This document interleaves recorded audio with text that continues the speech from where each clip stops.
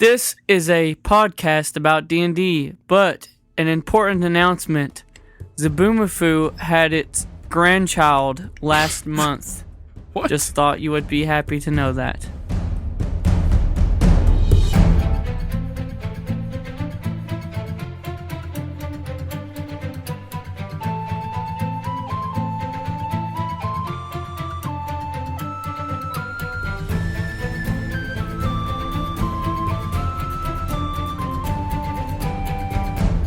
Hey guys, thanks for joining us today.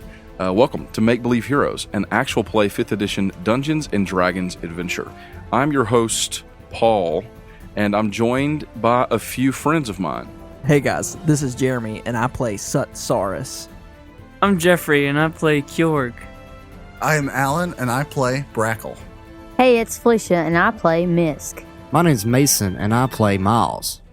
Now, I know everyone is ready to get right back into the action, so I don't want to take long and hold that up. We're going to kind of just jump right into it tonight after the recap, so buckle up, because there's only one more episode after tonight. Episode 28 will be the finale of Season 2. And then, an epilogue. A very important epilogue, you might say. So be sure to listen in during the mid-roll sequence for this episode, where I'll be giving some more information about that, as well as our upcoming Season 2 Q&A.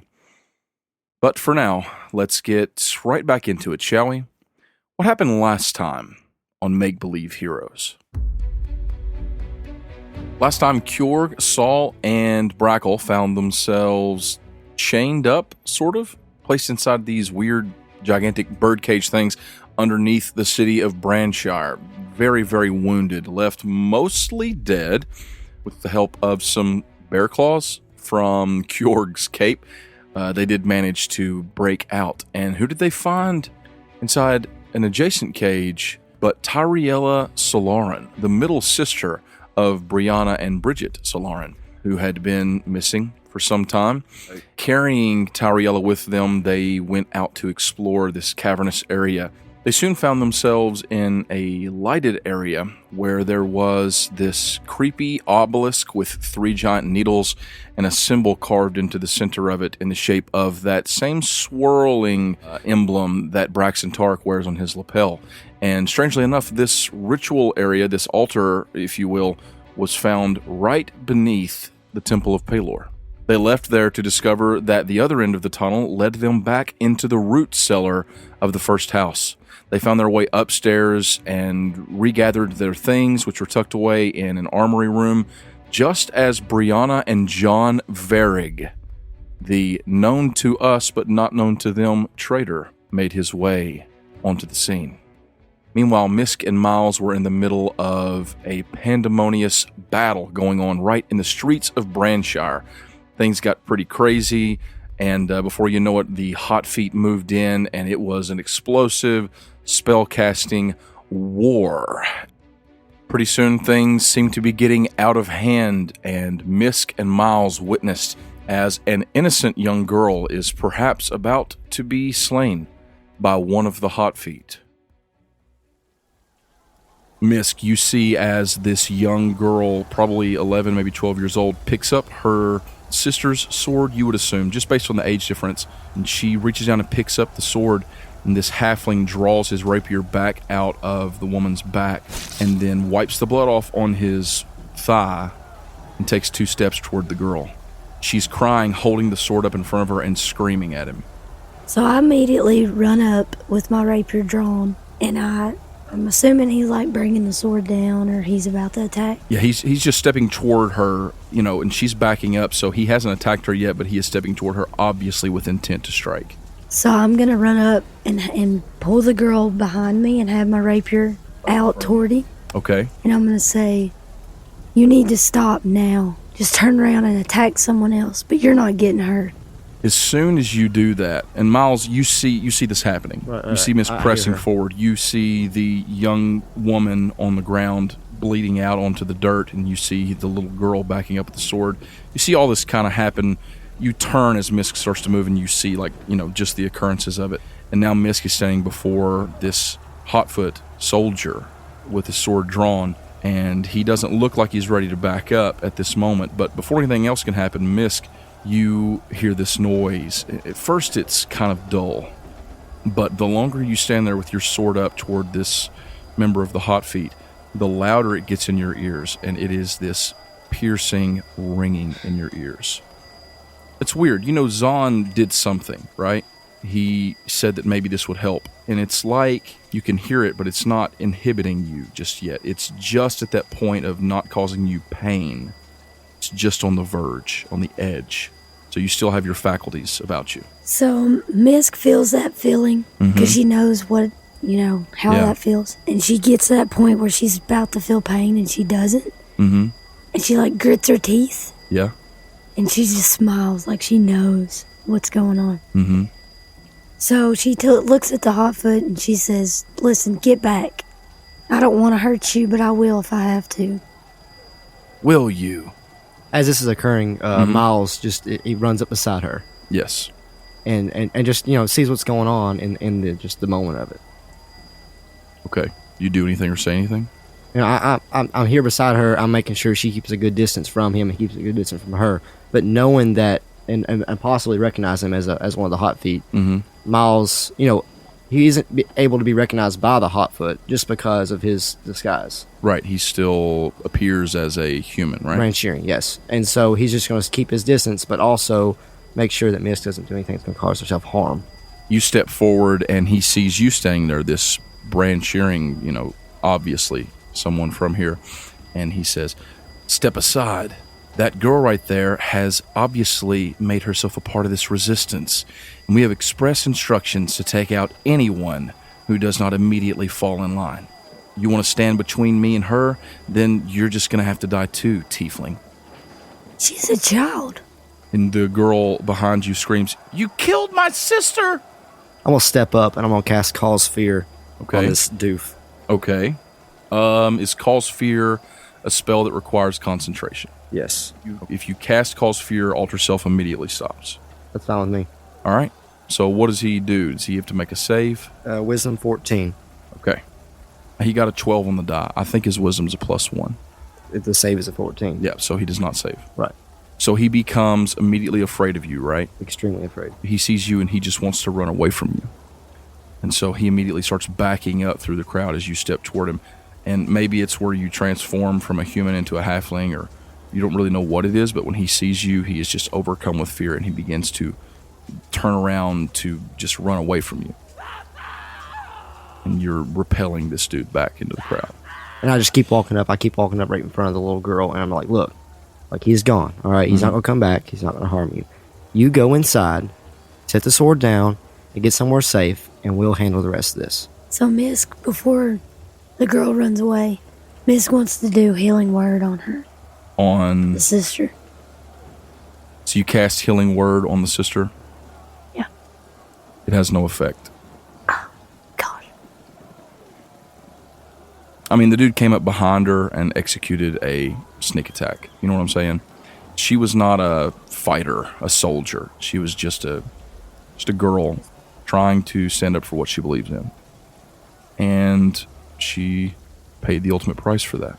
Okay, so Mysk is going to grab the girl by the hand. She's going to look at Miles. "I'm not leaving her. We need to take her into the barley barrel or take her somewhere where she can be safe. I'm not leaving her out here." Is there any place I would know of a safer environment that we could take to get her off the street? I'll roll perception. I mean, from where you guys are in the middle of this crowd, and now it's starting to clear out some because you guys have stood still, but the people that are around you are locked in battle. There are people sword fighting, there are spells being cast. It is just absolute pandemonium where you are right now. So anywhere running in either direction would be safer than here. The only place you could think of offhand would be maybe the barley barrel, but you also know that it's going to be difficult to get through this crowd. So what do you do? Let's just take her with us, Mysk. Let's just get her inside. Let's get us inside and out of this. I want to roll a perception check or something. Or you tell me somewhere I can just drop this kid off. The first place you would think of would be the barley barrel. You know that the people there are good people. You know what I'm saying? You don't really know that many people here. Okay, well, I guess we need to take her there.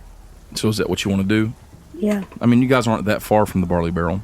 But that's kind of where you're pressing toward. Yep. Okay, so you two turn and begin to press through the crowd. Right, and I don't just let Mysk pull her by the hand because it's like a crazy crowd. Mhm. So I'm just gonna pick her up and either throw her over my shoulder or sit her on my back or something, piggyback almost, and just take off. I'm not sure that you could do that. I mean, she's like a 12-year-old girl. You're a halfling. Gotcha. You know what I'm saying? I was expecting a smaller girl. She's not like a toddler, but you can still help make sure that she's protected. So you two press your way through the crowd, and you're trying to make your way toward the barley barrel. But what you're running into is you're seeing more scenes like this one. Not necessarily like a little girl and her sister and all that, but you're seeing more and more people as you begin to press through the crowd, and the crowd begins to spread out more and more. You're seeing lots of houses and lots of businesses open up, and people come out holding whatever they could get a hold of. You see a man run out with what looks like a rolling pin, and he runs out and jumps into a sword fight between one of these Branshire guards and one of the halfling Hotfoot members. You see a woman come running out with a frying pan in her hand. You're seeing things like this. You see people with pitchforks, and you see a couple people with woodcutters' axes. And it seems like many of the people from Branshire are starting to get in on this. You know what I mean? Can I go ahead and roll a perception check to find the gang, perhaps? The gang? Like the rest of them, Mysk's brother and the half-orc. You can roll a perception check to see if you see them around, yeah. 8. You are keeping a constant eye out looking for those guys. So far, you haven't seen them anywhere. Well, I guess we just keep pushing on towards the barley barrel. You're pressing through, and then you come up on a spot where the crowd is kind of bunched in, and there is a pretty heated battle going on right in the middle of the street. It's not just two guys with swords.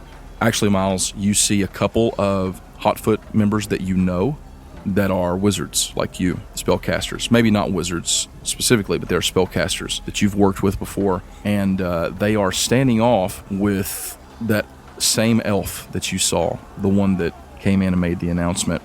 And they seem to be in a heated battle of spells. You see fireballs being cast, and you see a witch bolt come flying across, different things, spells that you immediately recognize. But there are two of them against this one elf, but he seems to be pushing them back, and he seems to have them outmatched. And at that moment, one of them looks over and sees as you two come walking up. Kind of, you see them right at the moment that they see you, and one of them calls out, "Myles, we need you. Help us. The Shiv's got me protecting this girl. I've got to get her back. You've got to help us, or we're gonna..." And as he says that, a witch bolt just strikes him right in the side of the face, and it literally knocks him off the ground, sends him flying against the wall. He's just unconscious. And the other one, a woman, a female halfling that you know, another one of the spellcasters, she lets out a cry and says, "Myles, he's gonna kill us. Help me." What does Myles do? Myles stops. He's taken aback that his colleague is down by this elf who's casting, these spells and stuff. And so he pauses for a moment and has to make the internal choice between helping out his brothers in arms or getting Mysk and the little girl to safety. And so, being in the situation, he's going to choose the Mysk and the girl, because he knows that after this entire battle's over with, Myles' loyalty will be stretched so thin that he's not sure if he'll be a Hotfoot member anymore. Okay. So tell me what you do. I look at her and I pause, and after a few moments of contemplation, I turn and head off with Mysk and the girl. Turning to leave, Myles, she sees you as you turn your back and go to push them through the crowd, and she lets out like a cry, "No!" And then you feel as these force bolts just strike you in the back. You take 12 bludgeoning damage, and you didn't see it happen, but Mysk, you see this one fans her wand toward Myles, and these missiles come firing out of it right into his back. And it kind of pushes you forward onto the ground, Myles. Myles! I'm gonna run up and try to stab her. Okay, roll me an attack roll. Ain't nobody messing with Myles. 11 plus 5, so a 16. A 16 is plenty. So you dash toward her, drawing your sword, or holding your sword in front of you, and you just stab your rapier right into her. Roll me the damage.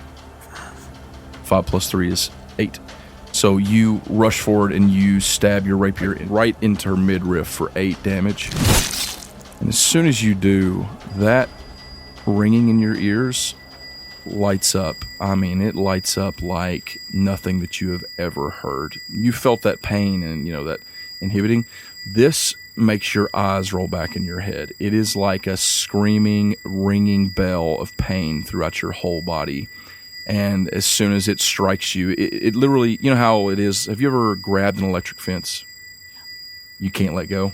That's what it's like. It's like you're trapped in this, and before you can do anything or react or have even thought or memory, you go black, unconscious. Myles, you turn. You took those bolts to the back, but it didn't drop you, right? I mean, you're okay. And you're immediately pushing yourself forward as you hear her yell your name out, and you turn around in time to see her stab the spellcaster that just attacked you, and then just slump to her knees, holding her head over her ears, and then fall face down onto the dirt. Mysk!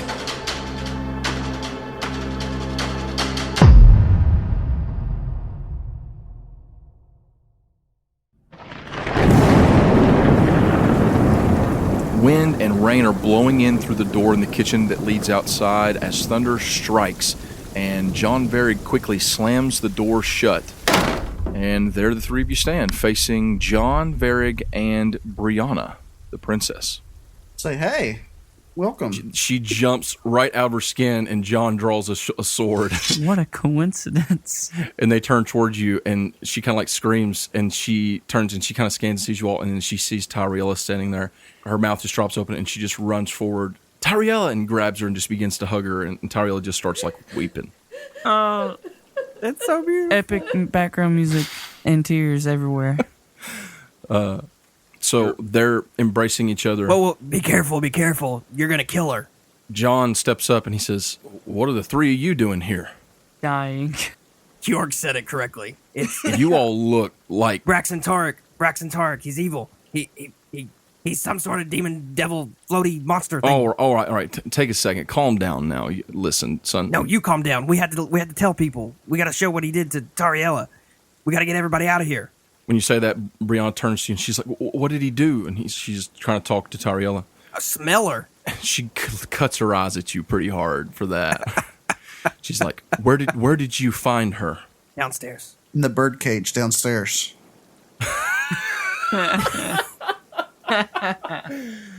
What? What did you find out? Okay, what is happening in Branshire right now? Bad jubies. We came with the resistance. They're all outside the city. They can't get in. Everything is shut down on Circle Street. This parade that Tarek has got planned, apparently it has everything locked down. People can't get to their own homes. You may have noticed it's some kind of gale out there. Who's Gale? Like a gale, like a wind. Like a gale, Alan. Who? Oh my Please. gosh. How do we play this game? We don't. So true.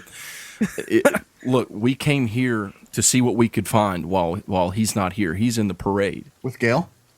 Wait. When's the parade? When is the parade? It's now. I mean, it's late in the day. It'll be dusk soon, within the hour. What? Where have you been? What? Look, we were supposed to come here and see if we could find something in the house while he's gone. I brought the lady, the princess, Brianna, here. We were supposed to be looking. And Brianna says, "Yes, we're supposed to see if we can find something on Braxton while we're here." And Have you seen Bridget? no, I haven't seen Bridget. Is she not here? Was she not in the parade? We haven't been at the parade. We snuck around from the back. We tried to get through the city without being noticed. We didn't go to the parade. Where is Zahn? Isn't he supposed to be with you? Where did he go? He was out. He was supposed to meet us tomorrow after we tried to assassinate Braxton. It didn't go good. It didn't go good. He doesn't even know how to say well. About that time, the door swings open again. The wind and the rain blows in. Someone else comes walking in. They're not wearing a cloak, and they don't have their hood down, and it's soaking wet. He steps in, and you see that it's Zahn. When he pushes the door open, he walks in like with determination. He doesn't slow down. He doesn't take a break. He steps right up to Jon Varig and punches him square in the face. What? And John goes down. Saul's He's like, dead. Jon hits the floor, and before he can do anything else, Zon kneels down, grabs him, and just starts repeatedly punching him in his face. Hey, maybe don't do that. But I'm too weak to try to stop him. He just keeps punching him Cut his ears off. until he is unable to speak, and then he drops him. He looks up at you guys. He looks super, super, super ticked off. He's soaking wet. He's got an angry look on his face, and he says, Varig's a traitor. Stab him. Explain? He brought the princess here under the guise of looking for information. He's supposed to meet Tarik here. Varig's just kind of like grunting on the floor. And Brianna says, what? That's Zon. That can't be true. And Zon just kicks Jon Varig right in his guts again. He's like coughing blood. I want to do a check, and I want to see if I believe Zon is on the up and up. Okay, roll an insight check. I rolled a 3. Your insights are always so good. My insights So good. suck. And just in D&D in general, you have no read on the situation. Zon picks up Jon Varig again, and he just punches him again in the face. Like he's just really going nuts on this guy. Is John out cold? He's not yet. No, he's on the verge. What? Stop. Zon pauses. He says, "Why should I stop? Why shouldn't I kill this scum?" No. That's not how you torture a man. I'll show you. I'm not interested in torture. Well, let me show you how to kill one properly. We should probably question him first. Yes. Yeah. I pull a knife and say, all right, boy. When did you first become friends with Braxton? And I'm going to grab his ear like I'm going to cut his ear off. All right, you grab his ear, you put a knife to it. Zon says, "Saul, we have no time for this." He pulls out his rapier and stabs Jon Varig in the chest. God. Oh my God. Zon! All right, I'm going to cut the ear off. You're going to cut his ear off? I mean, I already had it in my hand. All right, you cut his ear off. Varig bleeds out. Brianna's just looking around, jaw just dropped. He says, "I think we have much to discuss." Yeah. Yeah, And then stabs all of us with his rapier. yeah, we do. And I take a big draw off my cigar. And then he says, I think we have some things to converse about. And then he says, "I think we have some things to chew the fat about." I think we have some things that we should sit in this room and speak about for a while. Brianna's sitting there. She goes, "Zon, you just killed Jon Varig. He was our friend." "No, Brianna, he was never our friend." Neither of you were my friends. And I'm going to chug my potion of healing. Okay, you chug your potion of healing. Yeah, I guess so. Okay, roll it. I get 8 flat, and then I get 8d4. Wow. There's a 3. There's a 3. There's a 2. There's a 4. There's a 1. There's a 4. You're at max. I'm healed. Yeah, you're at max. I feel really good. Feel really good. You drink this potion, and it just like burns life back into your bones. Those lashes on your back don't disappear, but you can already feel them forming into scars. You know what I'm saying? I like my scars. Well, you're looking better already. Some of us have already been to hell once, peasant. This is my first time. Where have the three of you been? You look like you've been looking at Kjorg and Brackle. You look like you've been beat to death. We have, I think. So, what piece of information were you looking for, Brianna? She looks at you and she's like, I'm sorry. Look, listen, I need to know right now why you just stormed in here and killed Jon Varig. Brianna, listen, I know that Jon was an old family friend, but I have reputable sources that inform me that he has been working with them the whole time. He brought you here to deliver you to Braxton Tarik. He brought me here because we were supposed to come and search his office, try and find some sort of evidence against him, something to use if we needed information. Information Yes, something. for his guilt. Well, here's your sister who can witness it. He's right. Tarik, he's had me locked away, and she's just now kind of coming out of this weeping she's been doing uncontrollably. He's had me in some sort of a dungeon for weeks. I didn't think I was ever going to see the sun again. And I'm pretty sure that your sister Bridget is locked upstairs. Says, locked upstairs? What do you mean? Explain yourself. And Zon says, he may be right, but before we do anything else, some things need to be made very clear. Do tell. I need to know what you found. What we found. Yes. We were in a cage. Okay, you came to dinner, and he looks at Brackle. Brackle, please. We found some sort of blood sacrifice ritual chamber. Oh, Brackle. Oh, okay. Way to bury the lead, Saul. I'm sorry. In the house? No, it's in some other place that's near the house. We don't know where it's at. It's downstairs. He just looks around. Listen. There was a magical portal that took us there. It's in Braxton's room. What? Yep, you should go to Braxton's room. He looks at Brackle. I'll look at him. I'm trying to persuade him I'm old to Greg. go upstairs so that I can see if Bridget's in the other room. Okay. Listen, I just discovered within the hour that Jon Varig was making his way here to give you, Brianna, to Tarek. Tarek will be arriving here very soon. Whatever we're going to do, we need to do it. But before we do, I need to know. He looks at Brackle. This chamber you speak of, what was in it? Needles. Needles. Big ones.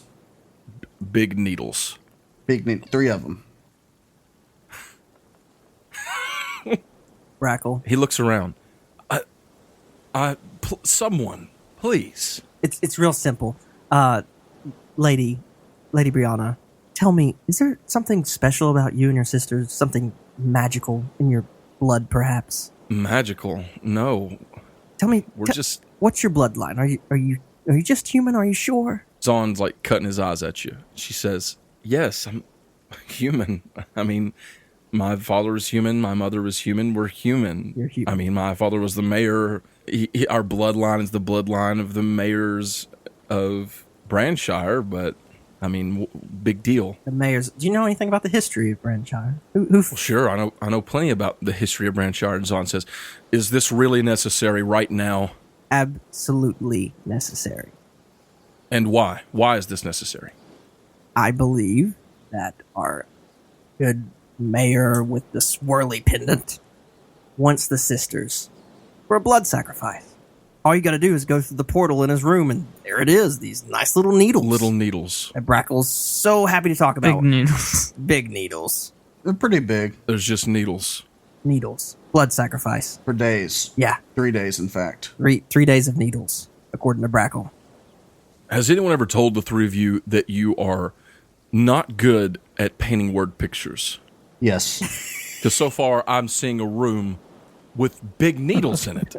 You're seeing it right. That's all you're needing to see, I guess. This is confused. Also, the ceiling is not the roof because there's no ceiling. We did discover that. Where is this place? It's You through have- a portal in Braxton Tarek's You go to room Braxton Tarek's room through the portal. It's over there. after he basically murders you.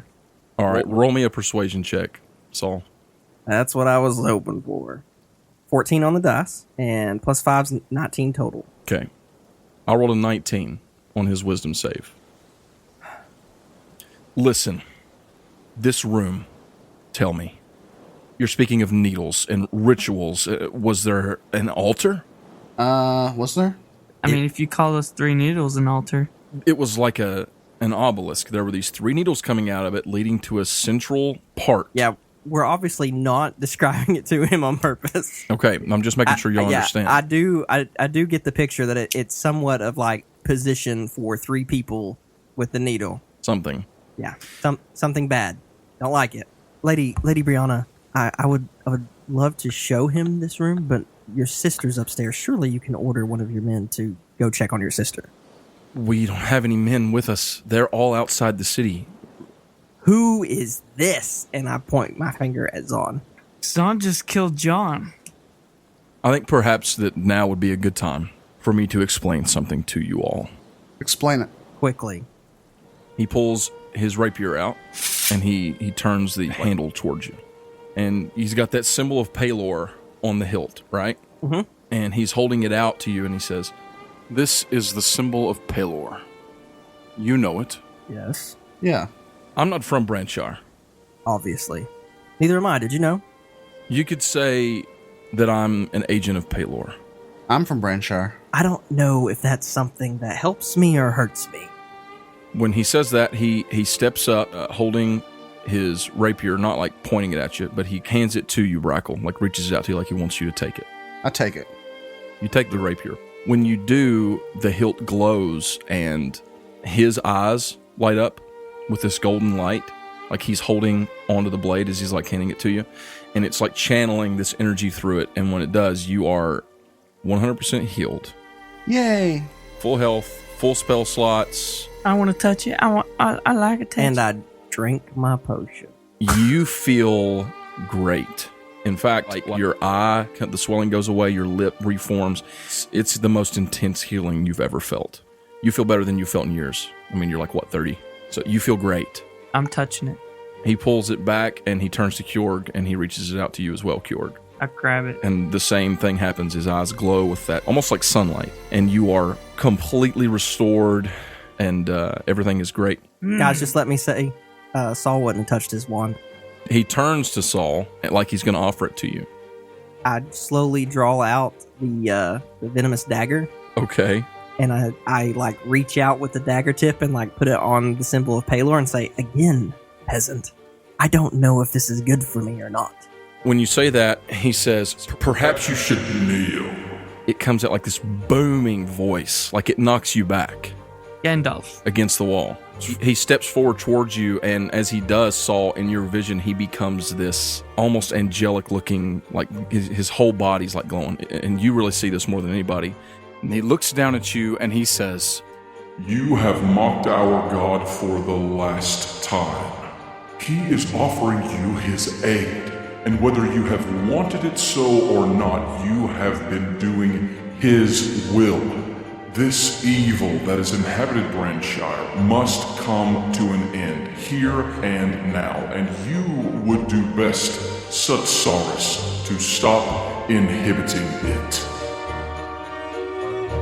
Saul puts his dagger up.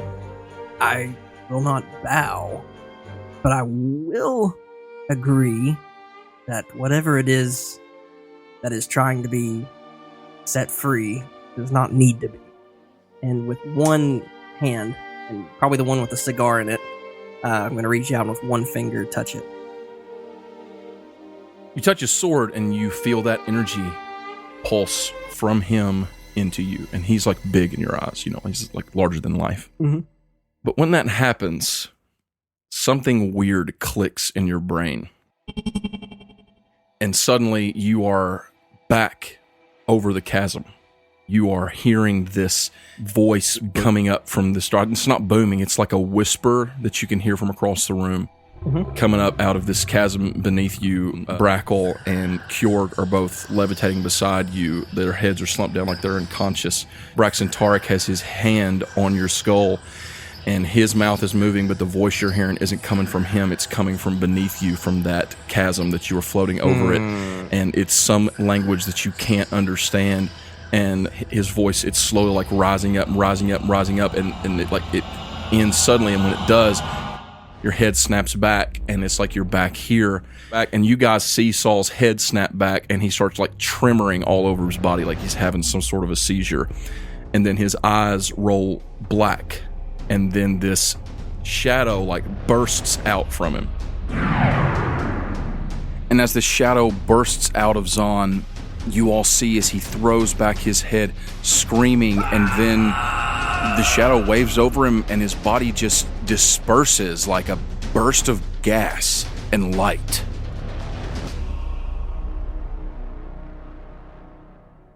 And he is banished. And then Saul, you fall down to your knees. And Saul's still convulsing? No, after that energy like bursts out of you, you fall down to your knees. And you are fully healed. All the stuff that they got, all those same perks happened to you as well. But there was definitely something else going on right there. Mm-hmm. Mm-hmm. So, what was that? Okay. I'm not convinced that we are here. I still think we're in Braxton's room levitating over the hole. Brianna looks around. She says, "What did you just do to Zahn?" I didn't do it. Did you kill Zahn? Braxton killed Zahn. You just killed Zahn. Brianna, I will kill you if you don't stop. He was with Palor. What? She's like losing it, and Tariella's like, what is going on here? What are we dealing with?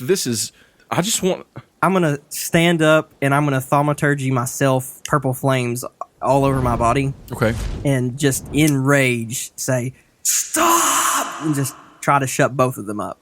Okay, you do that and they stop talking. We're gonna go get your sister. She's upstairs. Let's go. You just start walking. No, I draw daggers and say, "Let's go now." They kind of turn around and you march your hostages down the hallway. Come on, Brackle. What are the other two of you doing? We need to see if the sister's there. What? I didn't kill anyone. You saw that happened. I couldn't control it. I'm telling you. Couldn't control what? I'm telling you, we are not. This isn't real. This is not reality. You sure about that? Yes. Am I sure about and that? no, and no. But yes. Mainly yes. We don't have to hurt anyone. Let's just get the sisters. Let's get them out of here. If Braxton wants them, we should get them and get them away. I agree on that much, but just everyone be careful. If you start having a vision, let me know before something bad happens. Please keep your hands and arms inside the vehicle at all times. Is there a sword laying on the ground still? No, it went with him. Like everything, he's gone. Okay. I'm gonna frog march the women. Is Tyriel, is she able to walk well enough yet? Tariella, yeah, well, she's walking with Brianna, and Brianna's kind of helping her, and she's had a little water and something to eat, and yep, frog marching them up the stairs. She might would have got in on some of that juju from what's his name if you hadn't banished him to wherever you banished him to. But hey, nobody's pointing fingers. That's okay. I want her to be easily killable. All I want to say is this, and I didn't necessarily plan it this way, but this is the way it's gone. So far, everybody seems suspicious. I mean, Saul seems suspicious right now. Zahn seems suspicious. Jon seems suspicious. Now, Saul thinks everything around him is suspicious. I'm not convinced that that's Brackle and Kjorg. That's what I'm saying. I'm just like, let's go. We're gonna go check on the sister. All right, you go down the hallway. Are you all going? I'm going, but I'm careful in my going. Kjorg, I mean, you're just going? Let's do it.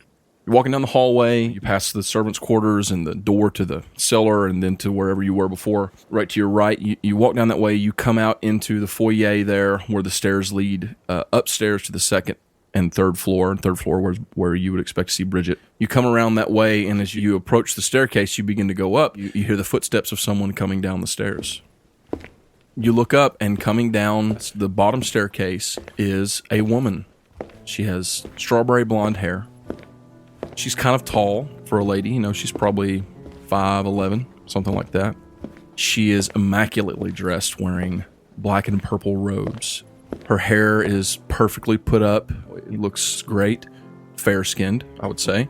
Green eyes. She is coming down the stairs. She has about her neck a pendant. It's a black chained pendant with a swirly symbol right there on the middle of it. And she looks down at you all and she says, Oh. O is correct. Hello. Name yourself, peasant. I'm sorry. Who are you? No, we asked you first. It's Bridget. Come on, it's Bridget. Brianna says, Bridget. And she says, oh, hello, sister. And you all know, here stands Bridget Tarek, the Lady of Branshire.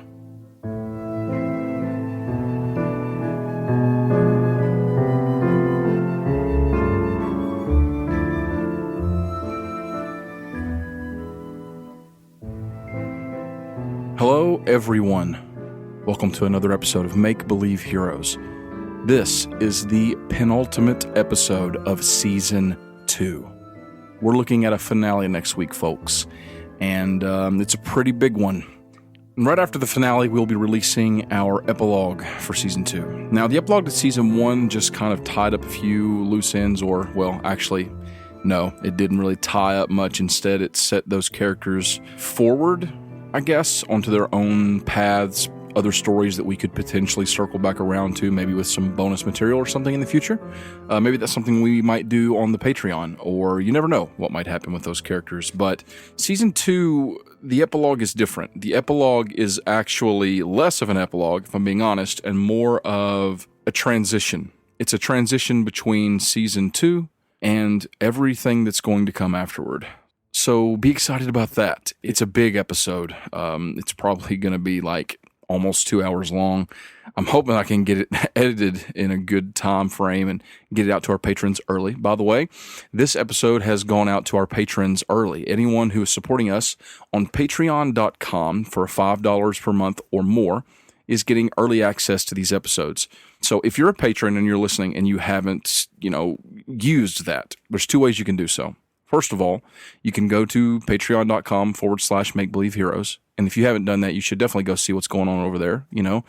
Become a patron. We'd love to have you as a patron for the show, and we have some awesome rewards lined up. But if you are a patron, you can go to the website, or you can use the Patreon app on your phone, and you can download any episodes that we post on there that you have access to based on the tier that you're supporting us at. You can also go to patreon.com on a browser. So I haven't figured out how to make this work through the app. I'm not sure that it can.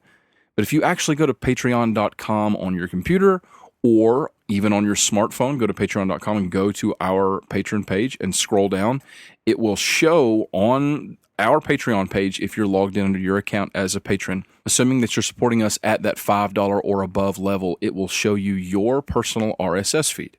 Now, if you click that link, if you're using an iPhone, it's going to try and open up the news app, which is weird. It'll open the news app, and then it'll kick you over to the podcast app. You can actually copy that RSS link and use it in any podcast app that you use on your phone, and it will give you your individual RSS feed. And on that feed, you'll see our early access episodes going up, which should be on at least Saturday going forward.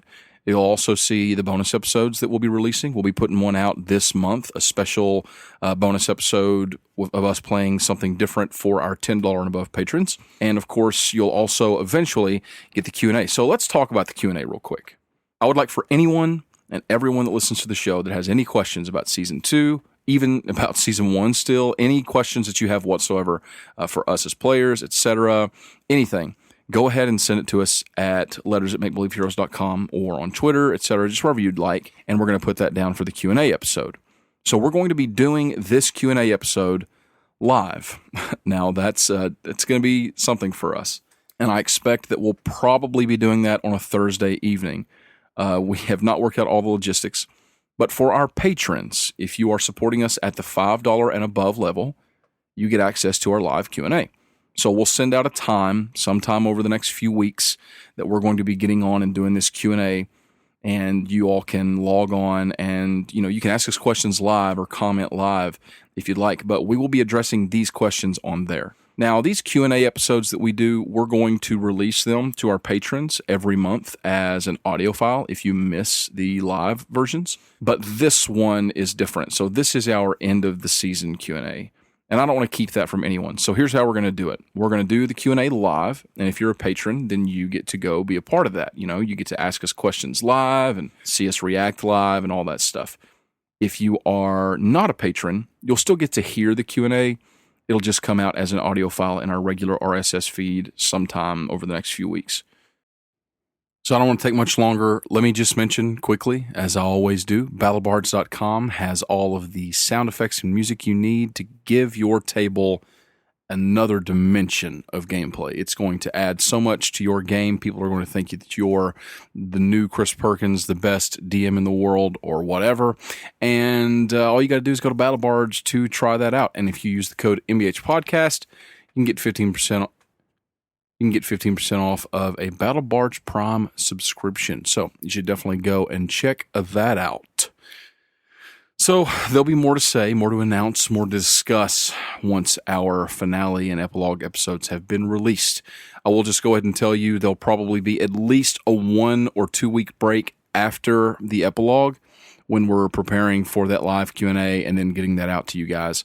And then we'll let you know more about what you can expect from Season 3 and when that's going to land and all of those things in the future. But for now, let's return to Branshire.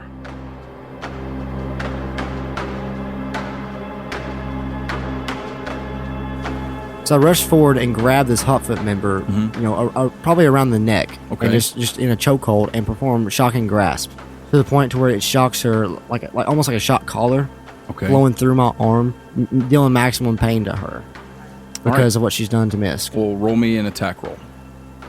9 plus 6 makes a 15. That is a hit. So that does 1d8, right? 3 damage. Okay, so you run up and just in a fury grab her around the neck and just channel this electricity through her body. You do, and she's yelling. The girl is not in a great mental state. She's probably afraid. She's facing off with this mage, this elf that is obviously more powerful than any of you, who, by the way, has stopped firing spells and is holding his hands up, ready to cast a spell at any moment, ready to attack.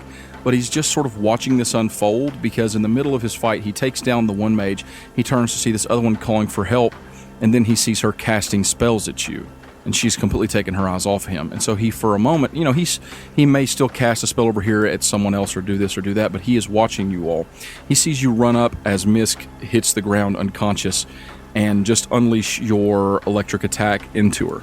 And as this electricity just courses through her, she lets out a yell and actually falls down to a knee. She's a little bit taken aback. She's used to combat, but not like this. She's used to really more ambushes. That's kind of their style.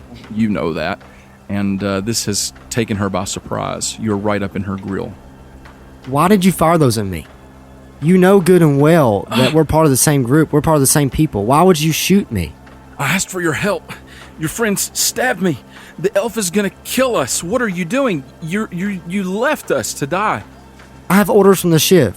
You can fend for yourselves. You're trained. You know how to do these things. And I need to go and protect who I've been told to protect. Okay, so roll me a deception check. Well, okay, deception or persuasion. You want to go with persuasion? We'll go with persuasion. Yeah. Okay. A 12. Okay, you have a +2. 12 plus 2 makes 14. Okay. So what are you trying to persuade her? You're trying to persuade her that... I still feel like this is somewhere between persuasion and deception, but you're trying to persuade her to let you go and that you're doing what you're supposed to be doing. Right. I get that, but this is a war, and I don't know if you've noticed, but things aren't going great. People are turning on us. Everyone is turning on us, and there are a lot more of them than we thought.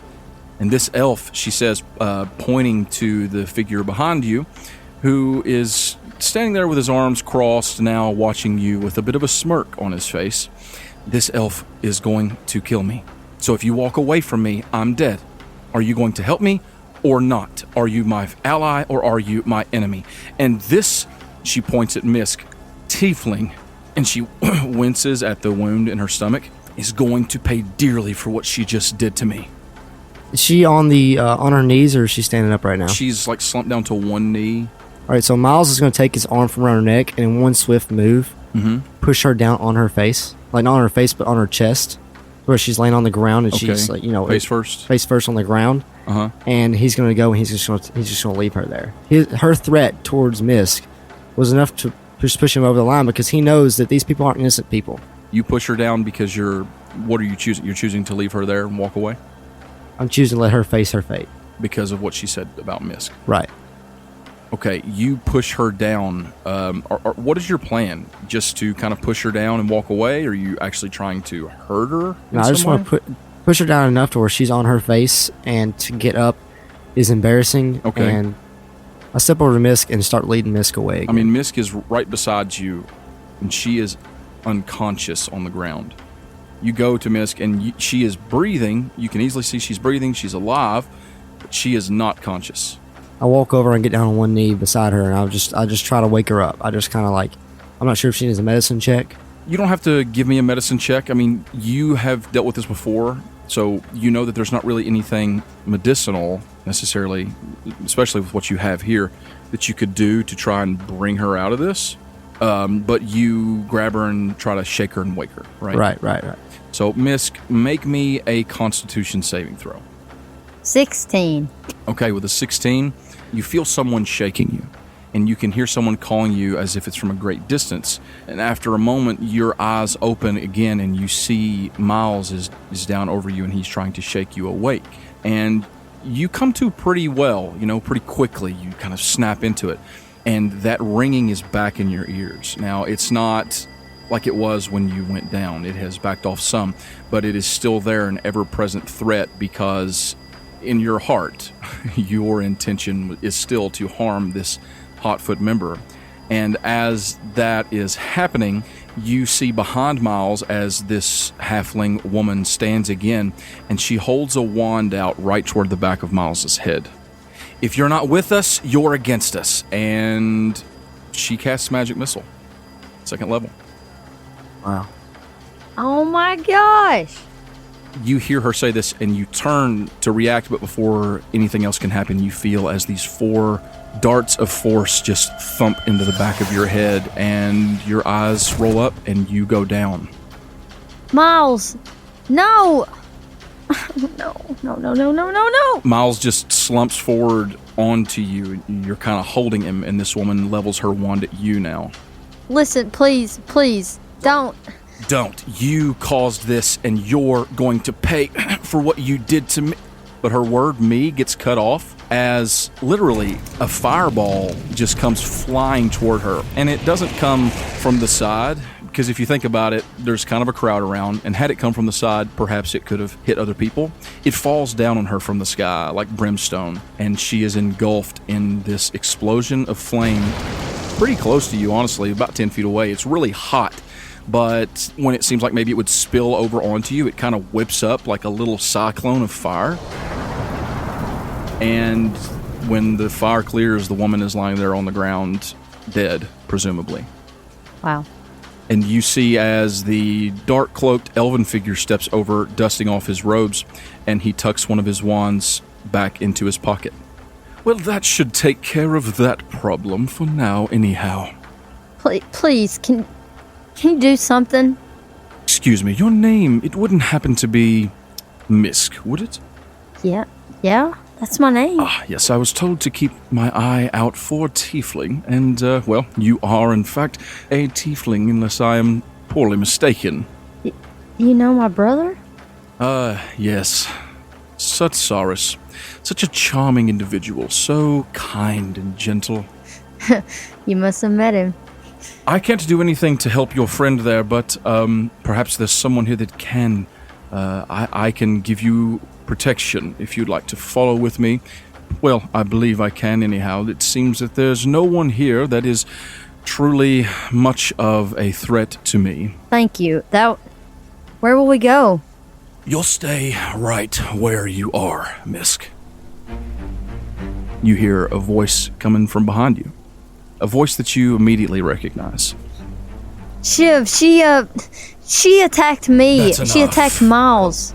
He just waves a hand at you, and he draws both of his swords, and he kind of flips them around in his hand. But you notice, Mysk, he's not looking at you. He doesn't care about you right now. Oh, that's He good. is wholeheartedly focused on this elf standing in front of him. Oh, snap. So you've come looking for a fight, have you? Yes, and who might I have the honor of speaking with? Are you some figure of importance amongst all of this pandemonium? The Shiv gives a little chuckle. You could say that. If you don't mind, I would like to show you exactly what it is I can do. Uranus gives a slight bow, never taking his eyes off of the gray-headed, scarred halfling, and he says, "Please, be my guest."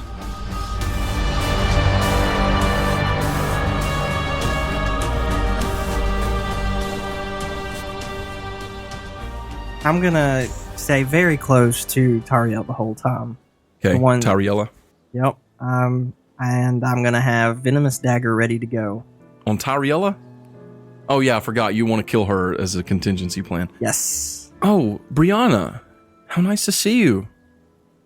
For some reason, I feel like you should be more excited about that. Oh, I'm sorry. What's with the pendant, woman? I haven't even welcomed you all to my house. You're Kjorg, right? How do you know? Oh, I've heard. Everyone has heard of you in Branshire. You were the one in the first day that won that battle right there on Circle Street, right? The first day of the festival. The People's Champion. Yeah, that's right. Kjorg, the People's Champion. I forgot. Oh, and Ranger. It's Brackle, isn't that correct? Isn't it? Is it Brackle? She knows me, right? Yeah, she knows you. I mean, you're not. She knows you. Yes, you would say that you've met.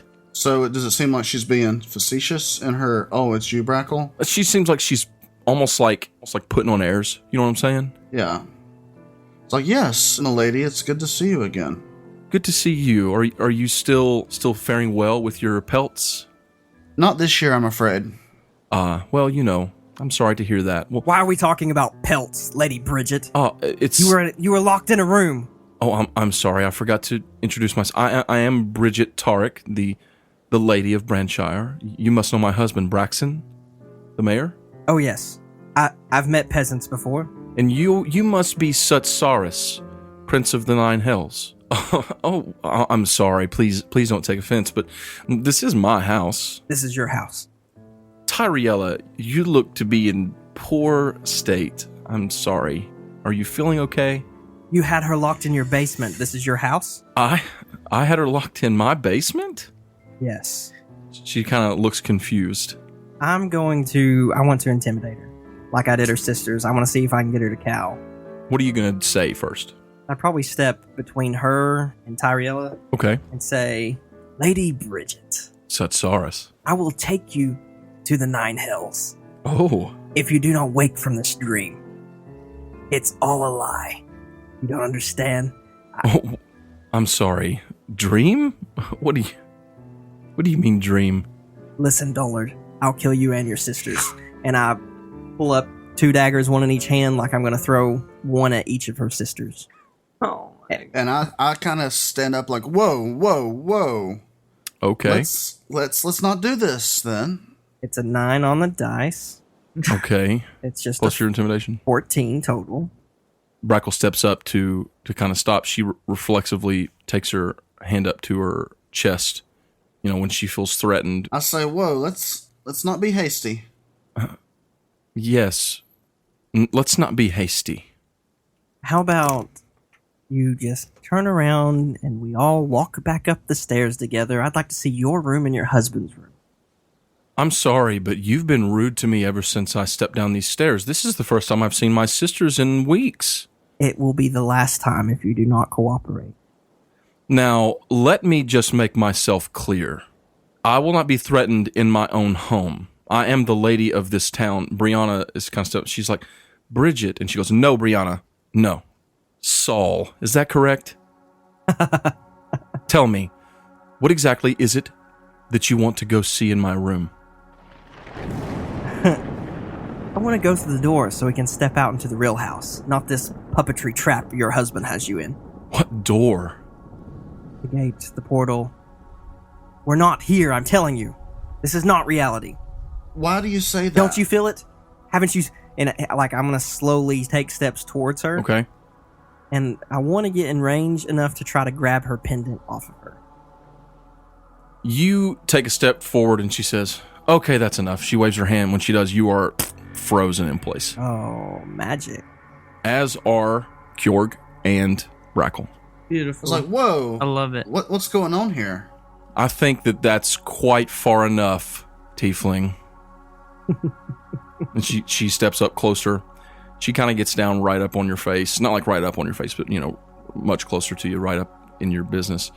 What are you babbling about? Do you think this isn't real? It's all fake. Oh, this is very, very real, my friend. And she slaps you across the face. It doesn't do damage to you. Just your pride. Oh yeah. No, that's worse for Saul. And then she leans right up in your face real good. And she's like, you really thought you were going to just step up here and take this from me? And she shows you the pendant. And it's, when she holds up and shows it to you, you can see that the swirly thing is spinning. Oh yeah. Yep. Need to break that, guys. Need to break it. The three of you, so valiant, and Tyriella's kind of shrinking back, and Brianna's taking a step forward. She's like, Bridget, what are you doing? That's enough. I've had enough. You're whining. Gosh, you're such a baby, Brianna. And Brianna just kind of and looks hurt. My husband will be so happy that I have the three of you here. Well, the five of you. Actually, we need both of you to help us as well, Brianna. Bridget, what are you talking about? Listen, don't you understand what's going on? Are you so dense? Gosh, you were always so slow, Brianna. And you, Tyriella, what did you think you were going to just run off and mess everything up? Bridget, what are you... Brianna steps up and she's kind of got tears in her eyes now, and she's like, I thought that you were under his spell.